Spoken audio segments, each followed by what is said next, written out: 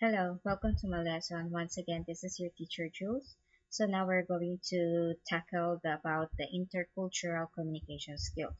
So our objective for today is to demonstrate the sensitivity to the social cultural dimension of communication, situation with focus on the culture, the gender, the age, the social status, and the religion. Okay, what is intercultural communication?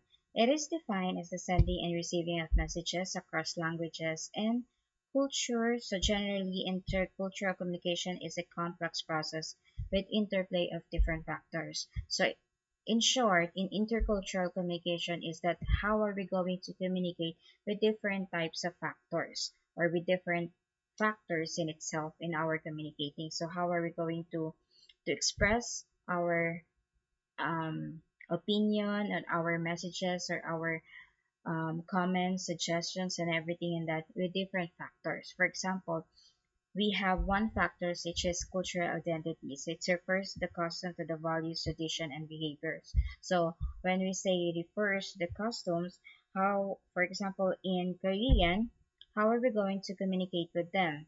What are their values? What are the traditions? And how their behavior toward on the first meeting? So those are the cultural identity. How about on the gender identity? Is it the masculinity or the feminist? And so, for example, if we how about the communicating in both masculine and both feminism or on the opposite sex? So, age identity, how a person should act, looks, and behave according to the age and this notion. For example, are you going to communicate with a 3 years old with the thinking of a 30 years old? So how are you going to communicate them? So those are the factors itself.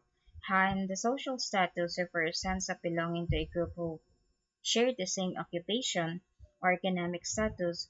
For example, if they're both rich or they are both have the same occupation level, how are they going to communicate with self? Or if they have a different social status, for example, the king and you are only on the poor level, so how are you going to communicate with them? And last is the religion identity. Sense of belonging to a religious group reflects person or personal identity. So you cannot, how you're going to communicate if one is believing in Iglesia ni Cristo, and how about you're going to communicate if the other is believing in Catholic? So those are the factors in communication complex. So that's why it becomes a complex process because of different factors. Okay, so as communicators, we have to show sensitivity to culture, gender. Why? Because if you don't know how to speak at all with different type of factors, your communication will be having a communication breakdowns, or there will be a misunderstanding on both sides between the sender and the listener, or the sender or the receiver. So generally, the intercultural communication is a complex process. So here in activity 1, discuss the benefits of intercultural communication. And then activity 2, elaborate the statement. How would you show sensitivity to gender identity with your friend in the opposite sex? And you're going to answer this assessment, which identify the term, if it is what type of factors. So there you have it. So that is our intercultural communication. So hope to see you next time again.